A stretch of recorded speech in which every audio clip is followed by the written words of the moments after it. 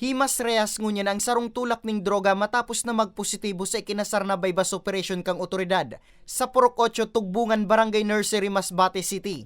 Mag-alas 9 kasubanggi Nobyembre 22, binisto ang suspect na si alias Pepoy na sarong high value individual sa nasambit na syudad.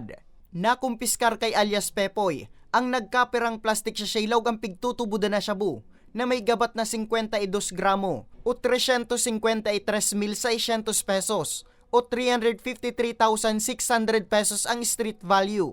Kinasarang operasyon kan pinagsarong para sa kang Masbate City Police Station na iyo ang lead unit, Provincial Drug Enforcement Unit, Masbate Police Provincial Office, Regional Drug Enforcement Unit 5, Regional Mobile Force Battalion 5, asin sa koordinasyon kan PDEA Regional Office.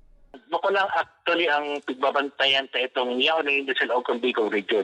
Pati pa itong mga tao na nasa lawas kang Bicol Region na may posibleng mag-encroach o maglawag sa tuyang area. So, kaya nga rin, sarap din na gusto ko napakasok ito sa tuyang border control effort. No? Kasong pagbalgar sa Republic Act 9165 o Comprehensive Dangerous Drugs Act of 2002 ang sospechado. Asigurasyon kan PDEA Bicol, padagos ang saindang pakikipagtabangan sa mga law enforcement unit nga ni makurtar na ang paglakop ng illegal na droga sa bilog na reyon. Para sa mga baretang tatak Bicol, Nomer Corporal